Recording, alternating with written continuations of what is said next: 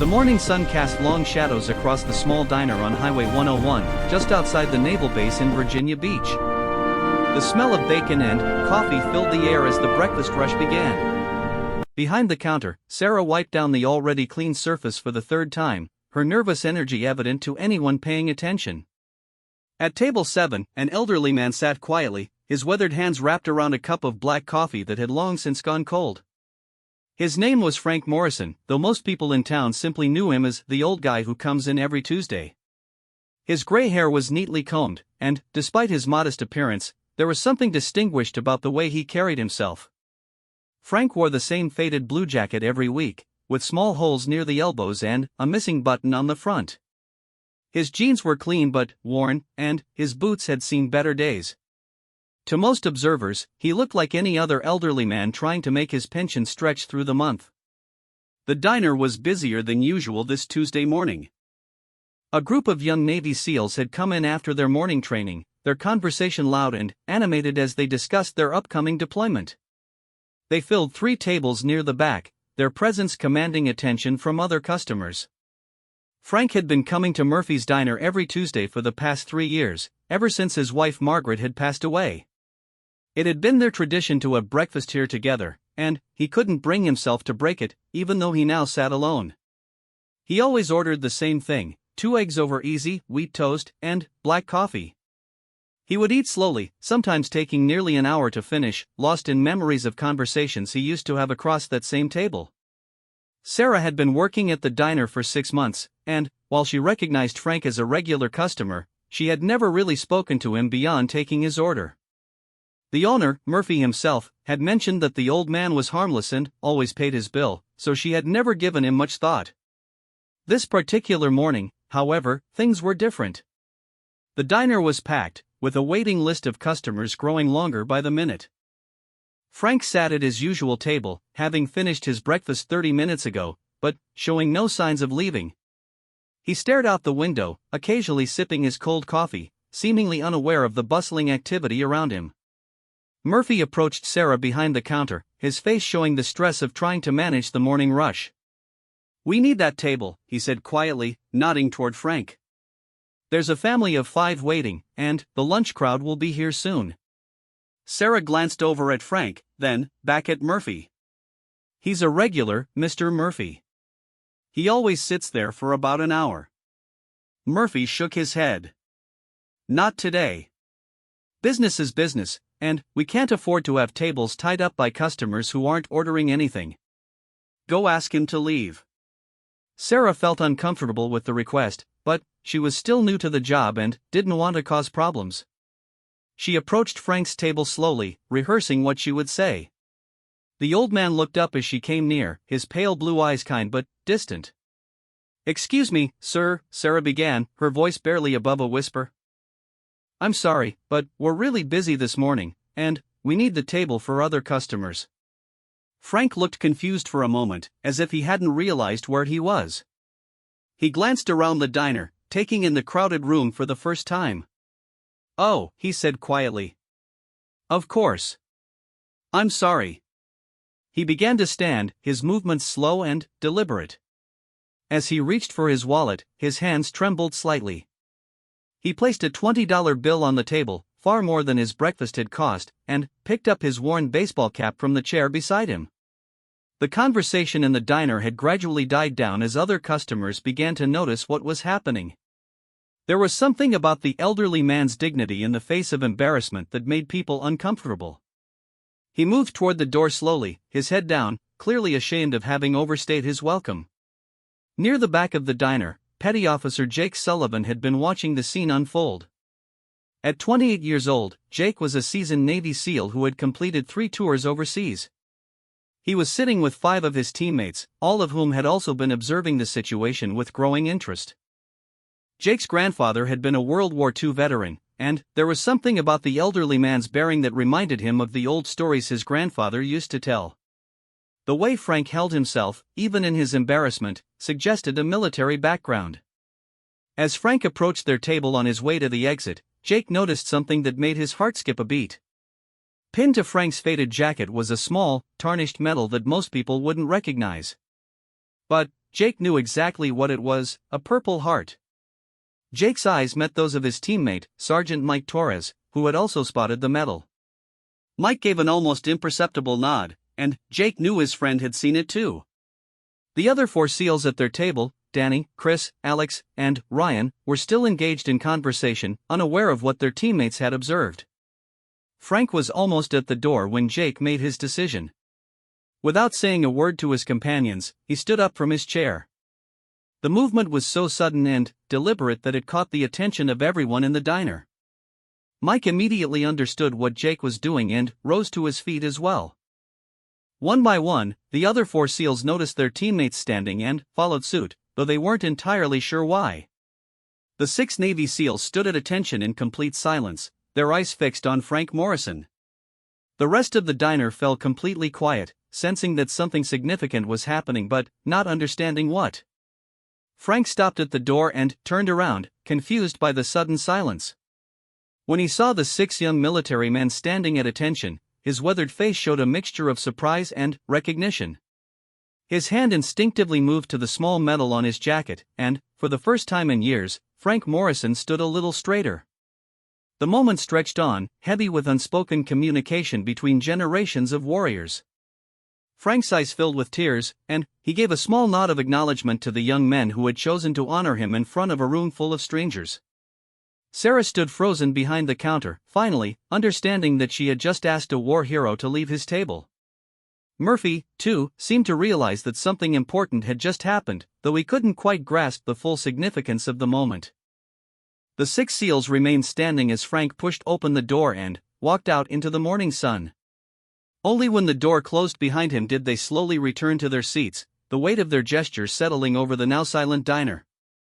Jake looked around the room and noticed that several other customers were staring at their table with new respect. An older woman near the window had tears in her eyes, and a man in a business suit was nodding approvingly. "What was that about?" Danny asked quietly, breaking the silence at their table. Jake pointed toward the door where Frank had just exited. "Did you see the Purple Heart on his jacket?" The question hung in the air as his teammates processed what they had just witnessed. They had stood to honor a man they didn't know, based on nothing more than a small medal and their instinct that he deserved their respect. Outside, Frank Morrison walked slowly across the parking lot toward his old pickup truck. For the first time in 3 years, he wasn't thinking about Margaret or the loneliness of eating breakfast alone. Instead, he was remembering a different time, when young men like those SEALs had looked up to him for leadership and guidance. As he drove away from Murphy's diner, Frank made a decision that would surprise everyone who thought they knew him. It was time to stop hiding from his past and start honoring the memory of the men who never made it home. The 6 Navy SEALs finished their breakfast in relative quiet, each lost in his own thoughts about honor, respect, and the bonds that connect warriors across generations. None of them knew that their simple gesture had just changed the course of an old man's life. Sarah stood behind the counter, staring at the $20 bill Frank had left on table 7. She folded it carefully and put it in her pocket, deciding she would keep it as a reminder of the lesson she had just learned about judging people by their appearance. Murphy began seating the waiting customers, but the energy in the diner had changed. Word of what had happened was already beginning to spread among the patrons, and, by lunchtime, the story would be all over the small military town. Nobody in that diner would forget the morning when 6 Navy SEALs rose in silent respect for an elderly man who had been asked to leave. But the real story was just beginning, and Frank Morrison's past was about to become impossible to ignore. By noon, the story had spread through Virginia Beach like wildfire. Sarah couldn't concentrate on her work, checking her phone constantly as notifications poured in from friends and family who had heard about what happened at Murphy's diner. Someone had recorded a video of the 6 SEALs standing at attention, and it was already making rounds on social media. Jake Sullivan sat in his apartment that evening, staring at his laptop screen. His curiosity about the elderly man had gotten the better of him, and he had spent the last 3 hours trying to find information about Purple Heart recipients in the area. The medal he had spotted on Frank's jacket was clearly genuine, but that only raised more questions. His girlfriend Maria walked into the room carrying 2 cups of coffee. "Still thinking about what happened this morning?" she asked, settling down beside him on the couch. I can't shake the feeling that we missed something important, Jake replied. The way that old man carried himself, even when he was embarrassed, that's not just any veteran. That's someone who's seen real action. Maria had heard the story 3 times already, but she listened patiently as Jake worked through his thoughts. Have you considered just going back to the diner and asking about him? If he's a regular, someone must know his name. Jake nodded slowly. It was such a simple solution that he felt foolish for not thinking of it earlier. You know what? That's exactly what I'm going to do tomorrow.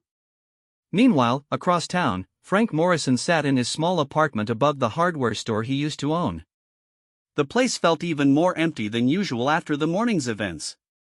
He had spent the afternoon going through old boxes in his closet, pulling out items he hadn't looked at in years. On his kitchen table lay a collection of photographs, medals, and documents that told the story of a life most people would never have imagined belonged to the quiet old man from the diner. Among them was a faded photo of a much younger Frank in military dress uniform, standing between 2 other soldiers in what appeared to be a formal ceremony. The Purple Heart he wore every day was just one of several medals spread across the table. There was also a Silver Star, a Bronze Star with V device for valor, and a Combat Infantry badge. But it was the small leather journal beside them that held the most weight.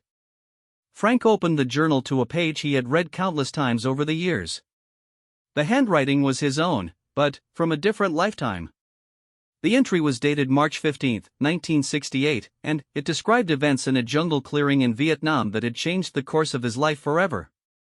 Lost Johnson and Martinez today, the entry began. Ambush came from nowhere. If I hadn't moved the squad when I did, we would have lost everyone. The boys are calling me a hero, but heroes don't let good men die. Frank closed the journal and picked up another photograph. This one showed him with his arm around a beautiful young woman in a wedding dress. Margaret had been just 19 when they married, right after he came home from his second tour. She had waited for him through 26 months of deployment, never knowing if the letters she wrote would reach a dead man. Their marriage had lasted 42 years, until cancer took her away 3 winters ago.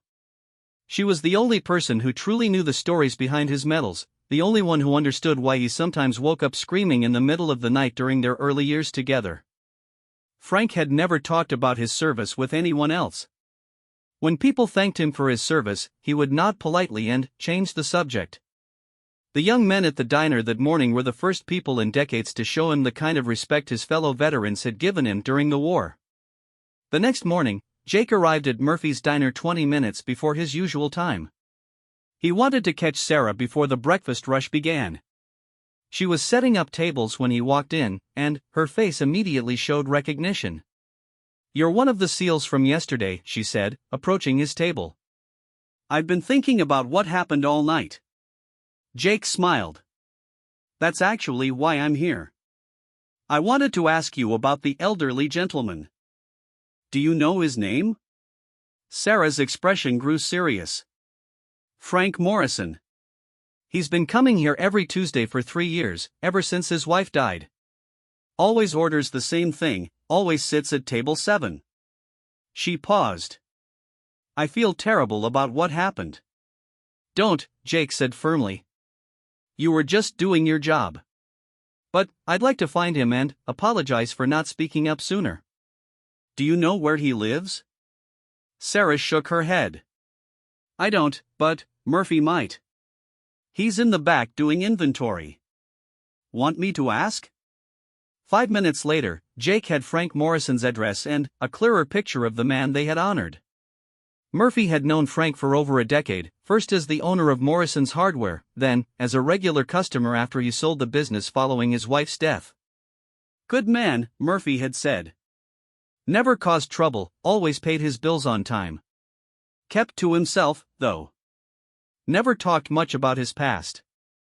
Jake's teammates were intrigued when he shared what he had learned. By lunchtime, all 6 SEALs had decided to pay Frank Morrison a visit. They wanted to properly introduce themselves and learn more about the man whose Purple Heart had inspired their gesture of respect. Frank was reading on his small balcony when he heard the knock on his door. He wasn't expecting visitors, and the firm, confident sound suggested someone official. When he opened the door, he found 6 young men in casual clothes standing in his hallway. "Mr. Morrison?" Jake asked. "I'm Petty Officer Jake Sullivan. We met briefly yesterday at Murphy's Diner." Frank's eyes widened as he recognized the faces. "The young SEALs," he said quietly. "What are you doing here?" "We came to properly introduce ourselves," Mike Torres said, stepping forward. "And to apologize for not speaking up when you were asked to leave." Frank was quiet for a long moment, studying their faces. Finally, he stepped aside and gestured for them to come in.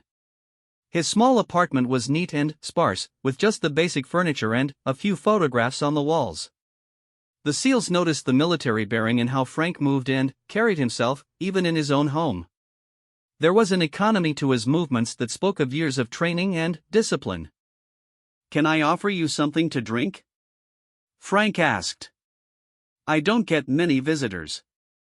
As they sat around his small living room, Frank found himself studying these young warriors. They reminded him of the men he had served with, though they seemed somehow both older and younger than the soldiers of his generation. "We saw your Purple Heart yesterday," Danny said carefully. "We wanted you to know that we recognize what that means." Frank's hand moved unconsciously to his chest, where the medal usually hung. Today, he wasn't wearing his jacket, and the absence felt strange. "You boys have been in combat yourselves," he said. It wasn't a question. Jake nodded. 3 tours in Afghanistan and Iraq between us.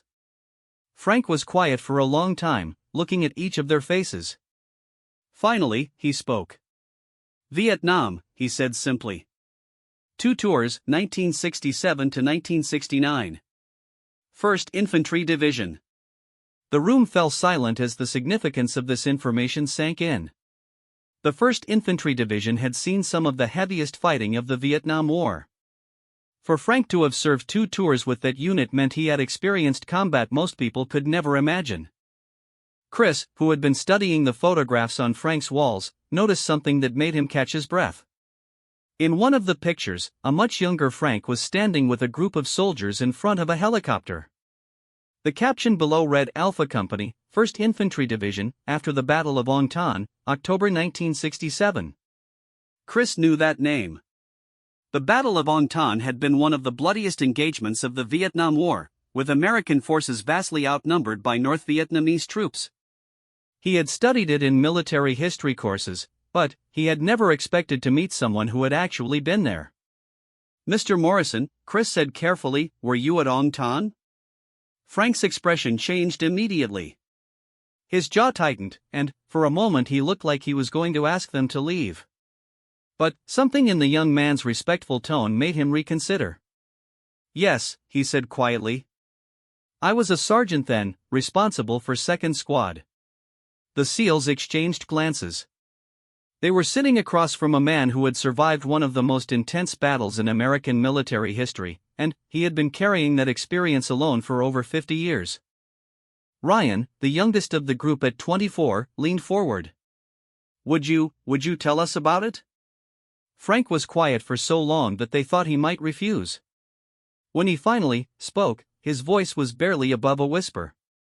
"We lost 17 boys that day," he said. 17 kids who should have gone home to their families. The only reason more didn't die was because we managed to hold the line long enough for air support to arrive." He stood up and walked to a bookshelf, pulling out the same leather journal they had seen him with the night before. "I wrote about it afterwards. Figured somebody should remember their names." Frank returned to his chair and opened the journal to a page near the front. Tommy Johnson was 19, from Nebraska. Going to be a teacher when he got home. Carlos Martinez had a baby daughter he'd never met. His voice cracked slightly. "They died because I didn't move the squad fast enough when the shooting started." Jake felt a chill run down his spine. He had experienced similar losses during his own deployments, and he recognized the weight of command responsibility in Frank's words. "Sir," Jake said firmly, "you can't blame yourself for decisions made in combat. You brought men home. That's what matters." Frank looked up at him with tired eyes. "That's what my wife used to say." Margaret never let me forget the ones who lived because of choices I made. But it doesn't make the guilt any easier to carry. The conversation continued for over 2 hours. Frank shared stories he had never told anyone except Margaret, and the SEALs found themselves in the presence of a warrior whose experience dwarfed their own. By the time they left, they had a new understanding of the man they had honored in the diner. As they walked back to their cars, Mike turned to Jake. "We need to do something more than just stand up in a diner." Jake nodded. "That man is a living piece of history, and nobody knows it." "He's been sitting alone in that apartment for 3 years, carrying all those memories by himself." Danny had an idea. "What if we brought him to the base? Introduced him to some of the other guys, maybe got him involved with the veteran organizations?" Alex shook his head. "Did you see his face when we asked about the battle? He's been avoiding those memories for 50 years. We can't just drag him back into the military world." But Chris had a different suggestion.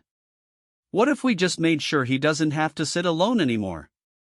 What if we started joining him for breakfast on Tuesdays?" The idea was simple, but they all recognized its significance. Frank Morrison had been eating alone at Murphy's Diner every Tuesday for 3 years, trapped in memories of his dead wife and the war that had shaped his life. Maybe it was time for him to have some company. As they drove away, none of the SEALs could know that their visit had already changed something fundamental in Frank Morrison. For the first time in years, the old warrior was beginning to think about living in the present instead of hiding from the past. That night, Frank sat at his kitchen table with his journal open to a blank page. After a moment's hesitation, he began to write. "Today, 6 young SEALs came to visit. For the first time since Margaret died, I talked about the war with someone who understood. Maybe it's time to stop hiding." The following Tuesday morning, Frank Morrison approached Murphy's Diner with more anticipation than he had felt in years. The 6 SEALs had promised to join him for breakfast, and, for the first time since Margaret's death, he wasn't dreading the lowly meal. Sarah spotted him through the window and immediately felt a mix of relief and nervousness. She had spent the week thinking about what Murphy had told her after the SEALs visited. Frank Morrison wasn't just any regular customer. He was a decorated war hero who had been quietly carrying his pain alone for decades. "Table 7 is ready for you, Mr. Morrison," she said warmly as he entered. "And I believe you have some company coming." Frank nodded, hanging his jacket on the back of his usual chair.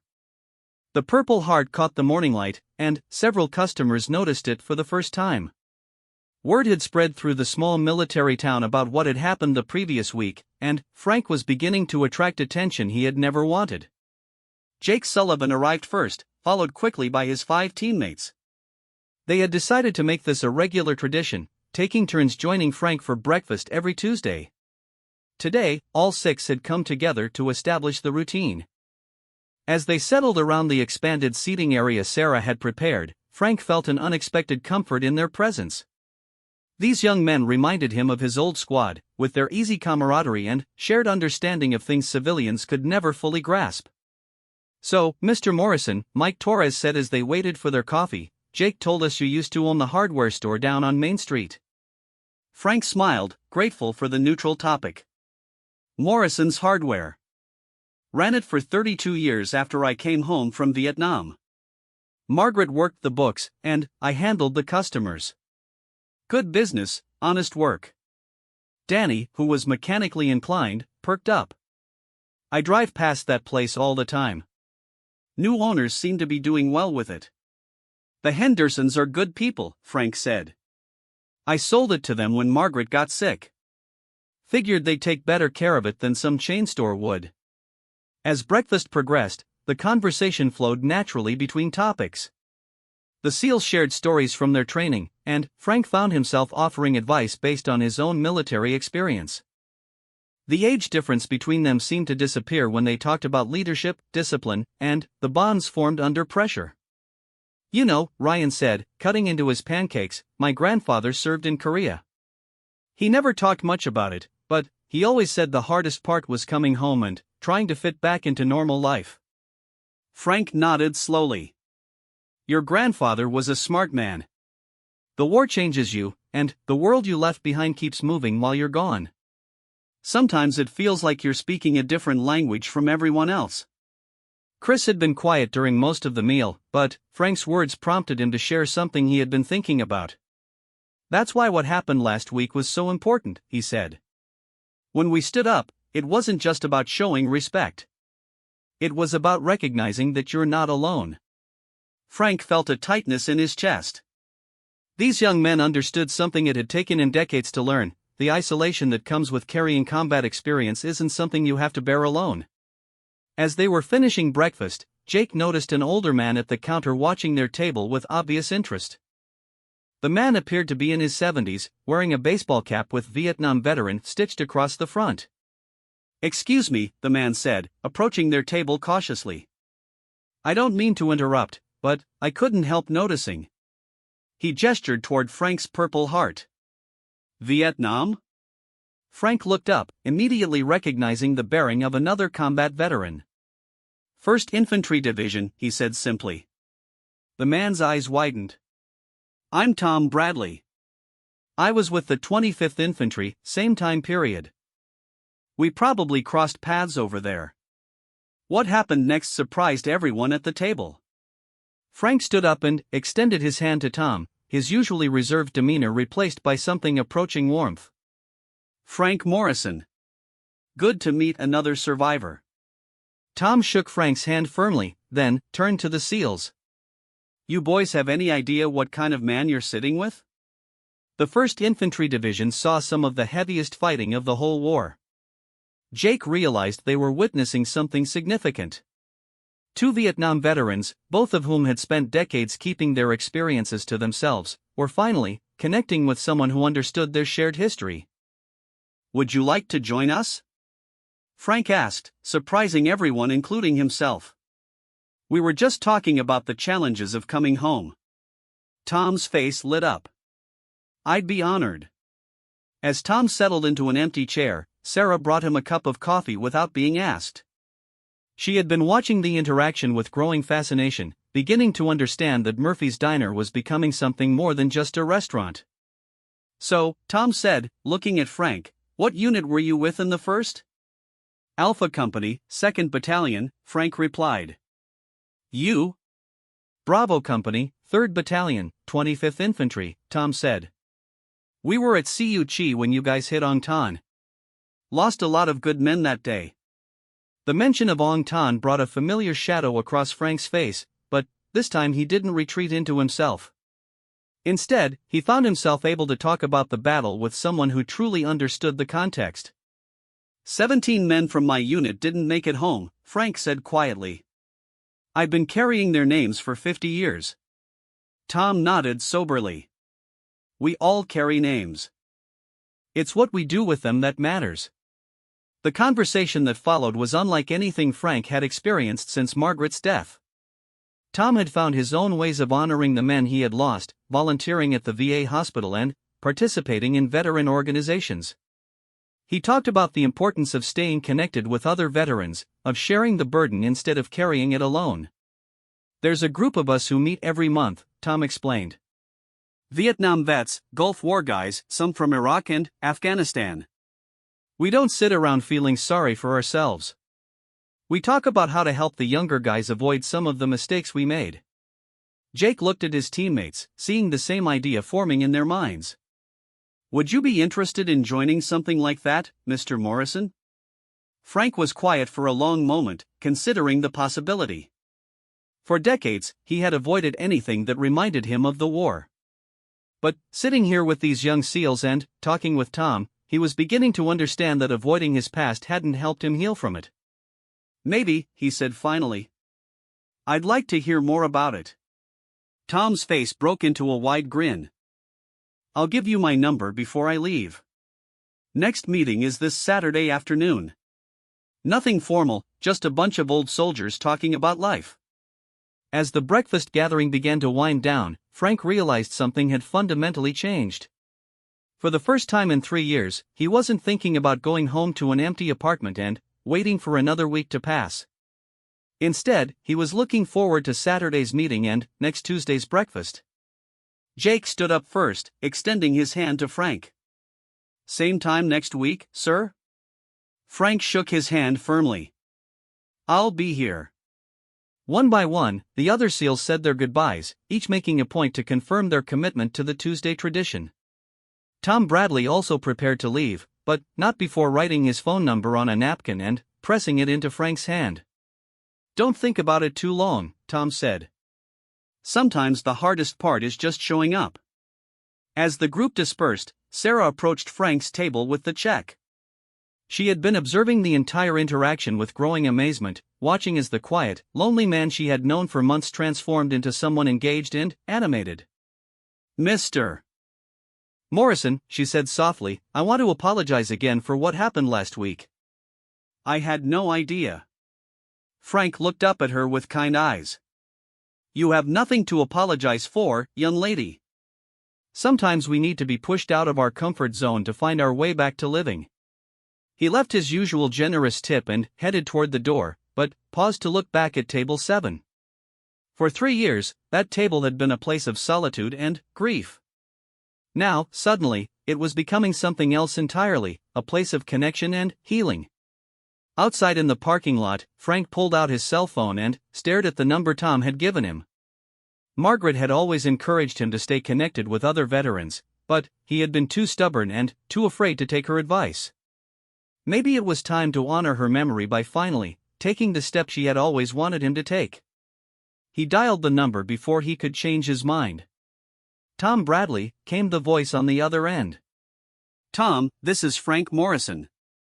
About that meeting on Saturday, what time does it start?"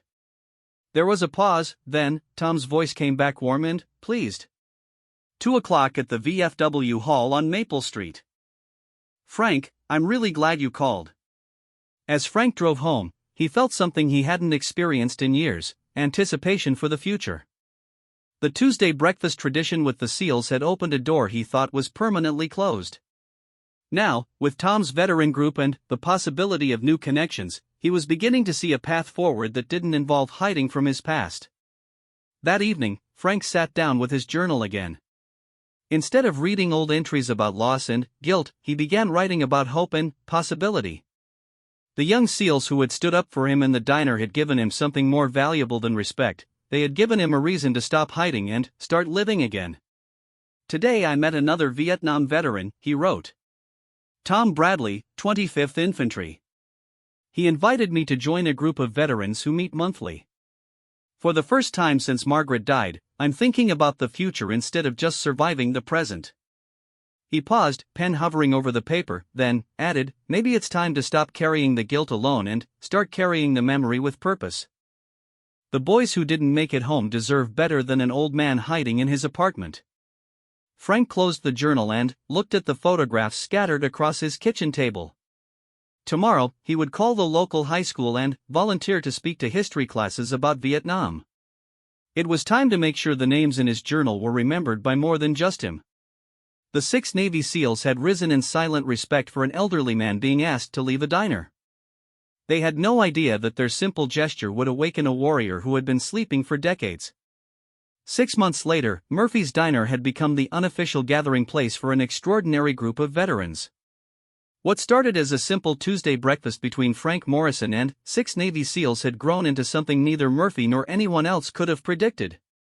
Every Tuesday morning, Table 7 and the surrounding area buzzed with conversation between veterans from different eras, different branches of service, and different experiences. Frank had become the unofficial leader of what the locals had dubbed the Veterans Table, though he would have been embarrassed to know about the nickname. Sarah, who had been promoted to assistant manager, made sure to schedule extra staff on Tuesday mornings. The veterans gathering had become so popular that Murphy's Diner was now featured in the local newspaper's weekend entertainment section. Veterans from across the region were making the drive to Virginia Beach just to participate in what had become a weekly tradition. On this particular Tuesday, Frank arrived to find an unexpected addition to their usual group. A young woman in an army uniform sat at one of the nearby tables, her nervous energy evident to anyone paying attention. She kept glancing toward the veterans area but seemed hesitant to approach. Jake Sullivan noticed her too and made his way over to her table during a lull in conversation. Excuse me, miss. Are you waiting for someone? The young woman looked up, and Jake could see she had been crying. "I'm sorry," she said, wiping her eyes. I'm Sergeant Lisa Chen. I just got back from Afghanistan 3 weeks ago, and I heard about this group. I thought maybe. Jake's expression softened immediately. He had learned to recognize the signs of a veteran struggling with the transition home. Of course. Come join us. I'm Jake Sullivan. As Jake led Lisa over to the main table, Frank looked up from his conversation with Tom Bradley and immediately understood what he was seeing. The young sergeant had the same lost look he had carried for years after coming home from Vietnam. "Frank Morrison," he said, standing to shake her hand. Welcome home, soldier. Lisa's composure cracked at the simple words of welcome. Thank you, sir. I don't really know why I came here. A friend told me about your group, and I just. You don't need a reason, Frank said gently, gesturing to an empty chair. We're just a bunch of veterans having breakfast and talking about life. No pressure, no speeches. Just conversation. As Lisa settled into the group, Frank reflected on how much his own life had changed since that morning 6 months ago when he had been asked to leave the diner. The weekly veteran meetings Tom had introduced him to had evolved into something much larger. They now ran support groups for returning veterans, organized community service projects, and provided a network of support that stretched across the region. Frank had also followed through on his decision to speak at local schools. His presentations about Vietnam had led to invitations to speak at veteran organizations, historical societies, and even a regional conference on military history. The shy, isolated man who had spent 3 years hiding in his apartment had become a respected voice in the veteran community. The transformation hadn't been easy. There had been difficult nights when the old nightmares returned, moments when the guilt and grief threatened to overwhelm him again. But now he had people to call during those dark times, veterans who understood what he was experiencing and could help him work through it. Mike Torres, who had become particularly close to Frank over the months, noticed the older man's thoughtful mood. Everything okay, Frank? Frank smiled, looking around the table at the mix of young and old faces, representing conflicts from Vietnam to Afghanistan. Just thinking about how much has changed. 6 months ago, I was sitting at this table alone, trying to avoid talking to anyone. Now look at us. Chris, who had been helping Lisa fill out paperwork for veteran benefits, looked up from their conversation. It's amazing what happens when people start connecting instead of isolating. The comments sparked a broader discussion about the challenges veterans face when returning to civilian life. Lisa shared her struggles with finding a job that felt meaningful after her military service, while some of the older veterans talked about the importance of finding purpose in retirement. Danny had an idea that excited the whole group. What if we started a veteran-owned business network? Help guys and girls starting their own companies connect with each other, share resources and expertise? Tom Bradley nodded enthusiastically. I know at least a dozen veteran business owners who would jump at something like that. There's a lot of untapped potential in our community. Frank found himself once again amazed at how naturally these conversations flowed toward action. The military had taught all of them to identify problems and develop solutions, skills that translated well into civilian community building. As breakfast wound down, Jake received a text message that made him pause. His commanding officer was asking him to call immediately about an urgent matter. He excused himself to make the call, returning a few minutes later with news that would affect everyone at the table. "That was my CO," Jake announced. "There's a reporter from the Washington Post who wants to interview our group. Apparently, word about what we're doing here has reached some pretty high levels." Frank felt his stomach tighten. Public attention was something he had always avoided, and the thought of being featured in a major newspaper made him uncomfortable. But, as he looked around the table at the faces of veterans who had found community and healing through their Tuesday gatherings, he realized this was bigger than his personal comfort. What kind of story are they looking to write? Tom asked. Jake shrugged. Something about innovative approaches to veteran support and community building. The CO seemed to think it could help other communities start similar programs. Lisa, who had been quiet during most of the discussion, suddenly spoke up. If sharing our story could help other veterans find what I found here today, isn't that worth a little publicity? Her words carried weight with the group. Every person at that table had experienced the isolation and disconnection that could follow military service. They had also experienced the healing power of finding community with people who understood their experiences. Frank made the decision for the group. If this story can help other veterans find their way to community, then we have an obligation to tell it. But, he added with a slight smile, I reserve the right to be nervous about it. The group laughed, and Sarah, who had been refilling coffee cups and listening to the conversation, spoke up. For what it's worth, you've already changed this place completely. Murphy says Tuesday is our busiest day now, and he's never been happier about it. Alex, who had been working with local VA representatives to improve services, had another announcement. Speaking of changes, the regional VA director wants to meet with us next month about implementing our peer support model in other locations. The scope of what had grown from a simple gesture of respect was becoming clear to everyone. The 6 Navy SEALs who had stood up in a diner had set in motion changes that were now affecting veteran communities across the region. As the group began to disperse, Frank walked over to Lisa, who was gathering her things slowly. How are you getting home? He asked. Bus, she replied. I don't have a car yet. Frank pulled out his keys. I'm driving right past the base. Come on, I'll give you a ride. During the short drive, Lisa opened up about her struggles with civilian life. The transition from the structured, purpose-driven environment of military service to the uncertainty of job hunting and apartment searching had left her feeling lost and disconnected. I served 2 tours, she explained. Over there, I knew exactly what my role was, what was expected of me. Here, I feel like I'm speaking a foreign language when I try to explain my experience to civilian employers. Frank nodded, remembering his own difficult transition after Vietnam. It gets easier, he said. Not because the feelings go away, but because you learn to find purpose in new places. That group back there? They've taught me that healing happens in community, not in isolation. As he dropped Lisa off at the base, Frank made sure she had his phone number and Tom's number. Don't hesitate to call if you need anything, he said. And, we'll see you next Tuesday. Driving home, Frank thought about the conversation with the Washington Post reporter that would happen later that week.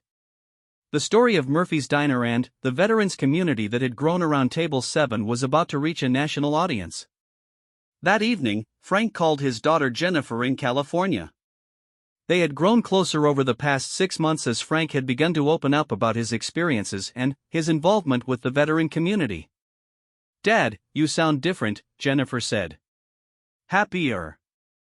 Frank smiled. I feel different. For the first time since your mother died, I feel like I have a purpose again. He told her about Lisa, about the expansion of their veteran support network, and about the upcoming newspaper article.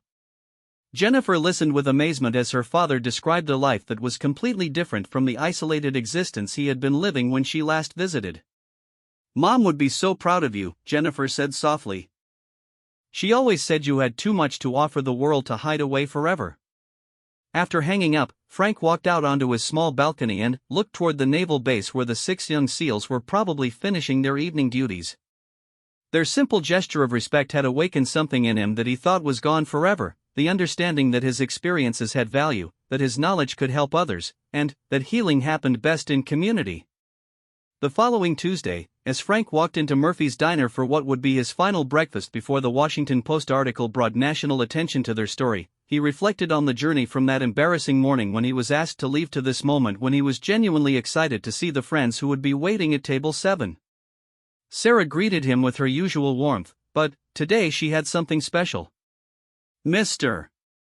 Morrison, Murphy wanted me to give you this. She handed him a small plaque that read, Table 7, reserved for heroes, Tuesday mornings. Frank felt tears spring to his eyes as he realized that the table where he had once sat alone, lost in grief and memories, had been permanently designated as a place of honor for veterans. As he sat down and waited for his friends to arrive, Frank Morrison understood that sometimes the most important battles aren't fought on foreign soil. Sometimes they're fought in diners and community centers, in phone calls to struggling veterans, and in the simple act of showing up for each other week after week. The 6 Navy SEALs who had stood up in silent respect 6 months ago had saved his life as surely as if they had pulled him from a burning building. They had reminded him that a warrior's duty doesn't end with retirement, and that sometimes the greatest service comes from helping other veterans find their way home.